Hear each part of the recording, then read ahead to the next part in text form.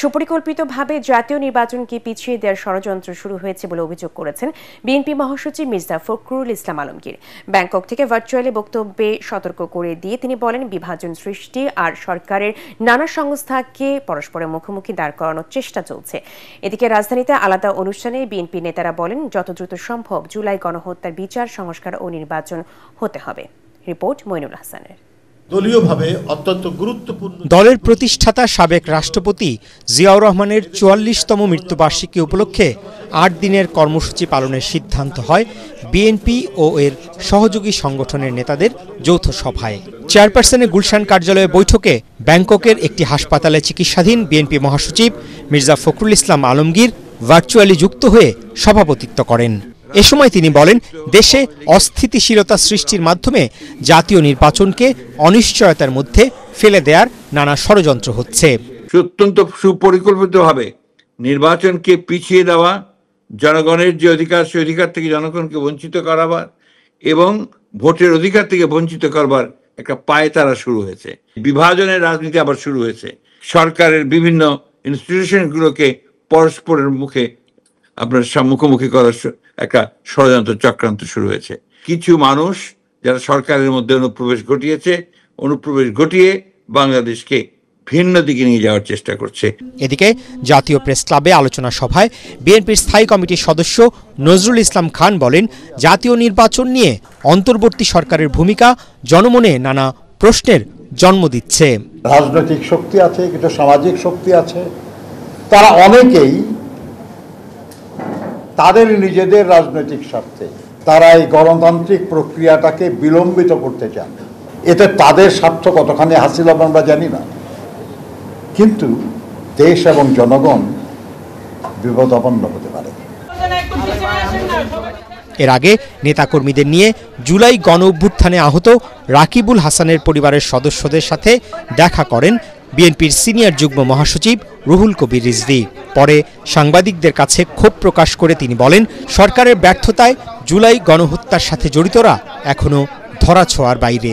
বিচার এই সমস্ত ঘটনা, আইনের শাসন প্রতিষ্ঠিত করতে এত বিলম্ব কেন?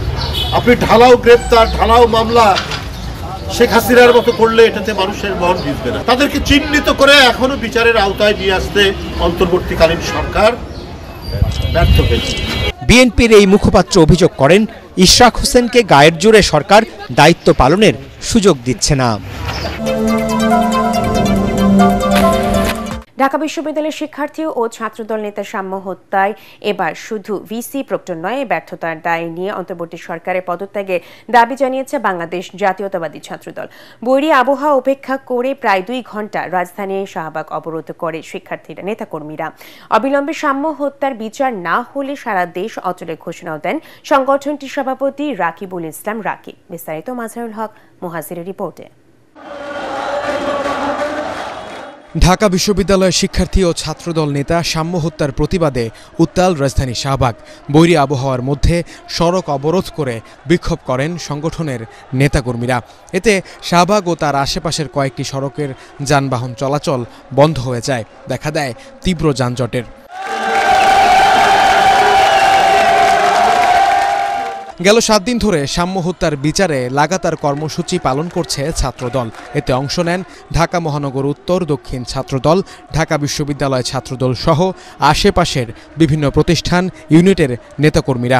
সাম্যর মৃত্যুর আজকে 1 সপ্তাহ পরও আমরা প্রশাসনকে দেখছি না কোনো খুনিদেরকে ধরতে, এবং কেউ কিছু জানে না। ফ্যাসিস্ট চলে যাওয়ার পরেও যদি ছাত্রদলকে মরতে হয়, আমাদেরকেও তো এইভাবে মেরে ফেলবে। তারা হাসিনার মতো, ফ্যাসিস্টের মতো প্রত্যেকটা স্টেপ বাই স্টেপে কাজে ফ্যাসিস্টের আচরণ করতেছে। খুনিদের কেন অন্তরালে রাখা হচ্ছে এটা বুঝতে পারতেছি না, আর প্রশাসনের এখানে ব্যর্থতা কোথায় এটাও আমরা বুঝতে পারতেছি না। বৃষ্টির কারণে মেট্রো স্টেশনের নিচেই বক্তব্য দেন দলের নেতাকর্মীরা। এ সময় দেখা গেল নিহত সাম্যর বাবাকেও। বাকরুদ্ধ বাবা ছেলের জন্য সকলের কাছে দোয়ার ফরিয়াদ জানান।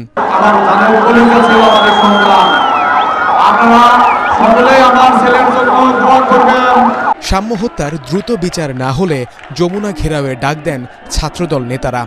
আমরা ব্যর্থ প্রশাসন, ব্যর্থ সরকারের পদত্যাগ দাবি করছি, কারণ শাহরিয়ার আলম সাম্য খুন হওয়ার 6 দিন পরও আমরা দেখেছি সে ব্যর্থ প্রশাসন এখনো পর্যন্ত সিসি ক্যামেরার কোনো ফুটেজ, কোনো আলামত নাকি তারা সংগ্রহ করতে পারেনি।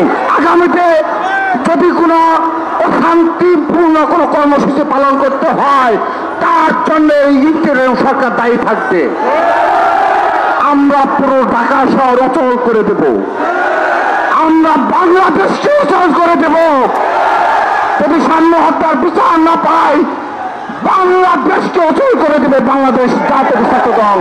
প্রায় 2 ঘন্টা অবরোধের পর শাহবাগ মোড় ছাড়ে জাতীয়তাবাদী ছাত্রদলের বিক্ষুব্ধ নেতাকর্মীরা।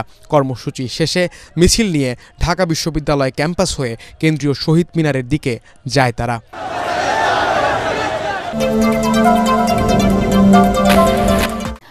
আগামীকালের মধ্যে ঢাকা দক্ষিণ সিটির মেয়র হিসেবে ইশরাক হোসেনকে দায়িত্ব বুঝিয়ে দেওয়ার সিদ্ধান্ত না এলে পুরো ঢাকা অচল করে দেওয়ার ঘোষণা দিয়েছেন তার সমর্থকরা। নগর ভবনে আটকে টানা 6ষ্ঠ দিনের অবস্থান কর্মসূচি থেকে এই ডাক দেন ঢাকাবাসীর আহ্বায়ক মশিউর রহমান।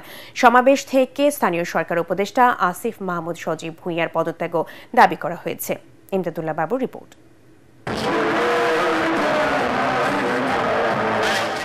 জাতীয় সঙ্গীত গেয়ে মঙ্গলবার 6ষ্ঠ দিন দক্ষিণ সিটির নগর ভবন ব্লকেট কর্মসূচি শুরু করেন ইঞ্জিনিয়ার ইশরাক হোসেনের সমর্থক এবং ঢাকাবাসী। জ্যৈষ্ঠের তীব্র গরম উপেক্ষা করে কর্মসূচি শুরুর আগেই মঙ্গলবার বঙ্গবাজার মোড় থেকে নগর ভবনের সামনে গোলাপ শাহ মাজার পর্যন্ত এলাকা হয়ে ওঠে লোকে লোকারণ্য। বন্ধ হয়ে যায় পাশেই পুলিশ সদর দপ্তর সহ এখানকার যান চলাচল।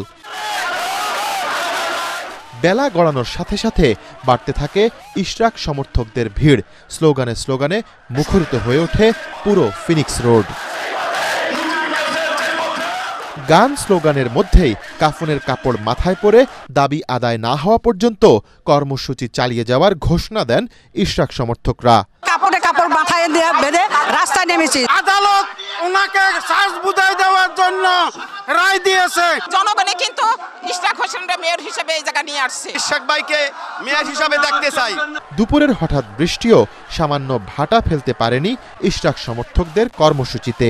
সজীব ভূঁইয়া উনি অতীতে যে দুর্নীতি করেছেন তাই এর মধ্যে প্রকাশ হয়েছে। আসিফ মাহমুদকে বলতে চাই অবিলম্বে আপনি পদত্যাগ করেন। এদিকে ঢাকাবাসীর এই আন্দোলনের সাথে একাত্মতা প্রকাশ করেছে কর্পোরেশনের কর্মচারী ইউনিয়ন। এতে এখন বন্ধ সব ধরনের নাগরিক সেবা। এই জনভোগান্তির দায়ী হচ্ছে এলজিআরটি উপদেষ্টা আসিফ মাহমুদ। কর্মচারীরা একাত্মতা পোষণ করছে, আজকে তারা সমস্ত শহর শহরে উপস্থিত হয়েছে। আন্দোলনের আয়োজক ঢাকাবাসীর আহ্বায়ক সাবেক সিনিয়র সচিব মশিউর রহমান বলছেন, 24 ঘন্টার মধ্যে মেয়র হিসেবে ইশরাককে শপথ না পড়ালে আরো কঠোর হবে কর্মসূচি। আমাদের দাবি মানল কি মানল না, এটা কালকে 10টা পর্যন্ত আমরা সময় দিলাম। যদি আমাদের দাবি না মানে তাহলে কঠোর কর্মসূচি আমরা ঘোষণা করব। সাংস্কৃতিক নানা আয়োজনের মধ্য দিয়ে বিকাল পর্যন্ত নগর ভবনের সামনে অবস্থান করেন বিক্ষুব্ধরা। বুধবার সকাল 10টা থেকে আবারও শুরু হবে ইশরাক সমর্থকদের অবস্থান কর্মসূচি।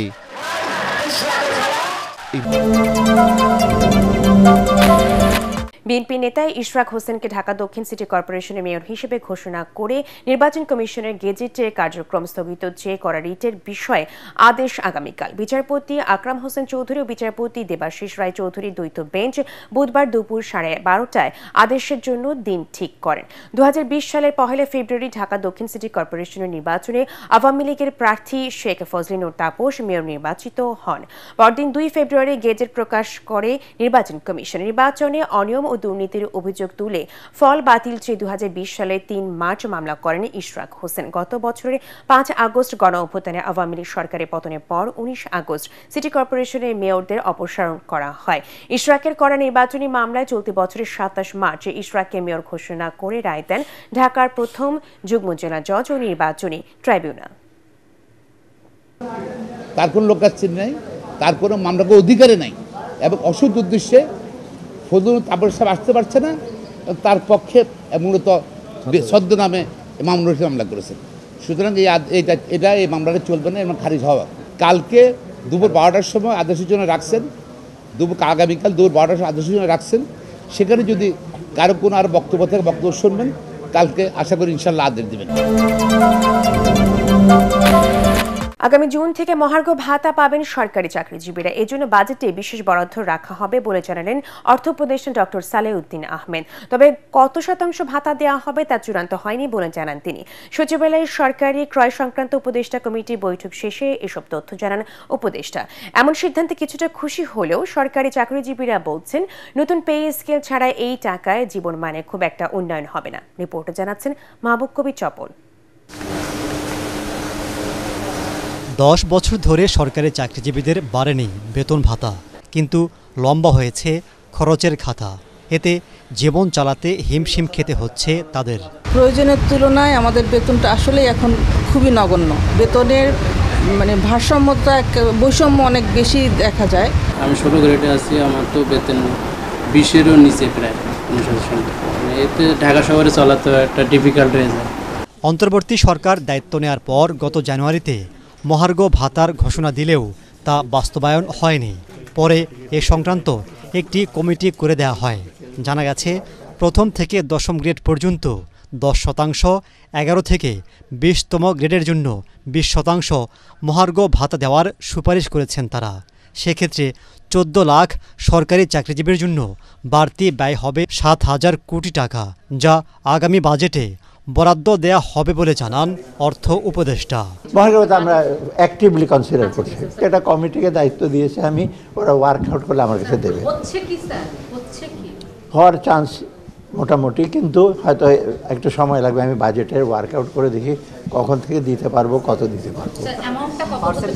না, এটা বললে তো সব বলা হয়ে গেল। সবশেষ 2015 সালে নতুন পে স্কেল দেয় আওয়ামী লীগ সরকার। মহার্ঘ ভাতা দেয়া হলে বাদ যাবে 5% ইনক্রিমেন্ট ও 1,000 টাকা করে বিশেষ প্রণোদনা। ফলে খুব একটা লাভ হবে না বলে মনে করছেন সরকারি চাকরিজীবীরা। জীবনমানের ক্ষেত্রে অবশ্যই কিছুটা হলেও লাঘব হবে, কিন্তু এটা তো প্রয়োজনের তুলনায় অনেক কম। এটা এত শুভঙ্কর ফাঁকির মতো। যে 20% প্রণোদনা দেখছে, 1600 টাকা প্রণোদনা আসবে, কিন্তু তারপরে মানে শোনা যাচ্ছে নাকি যে 1000 টাকা এমনি সুবিধা দিত, সেটা নাকি কেটে নেবে। তাহলে 600 টাকা দেওয়া আর না দেওয়া সমান কথা। এমনিতেই তো নর্মালি আমরা আসলে সচ্ছল জীবনযাপন করতে পারছি না। তো এখন সময়ের দাবি হচ্ছে নতুন একটা পে স্কেল। তো নতুন একটা পে স্কেল দিলে মোটামুটি যে স্ট্যান্ডার্ডটা আমরা সেটা মেনটেন করতে পারবো আশা করছি। সচিবালয়ে অর্থ উপদেষ্টা আরও জানান, এনবিআর বিলুপ্তির সিদ্ধান্ত পুনর্বিবেচনার কোনো সুযোগ নেই।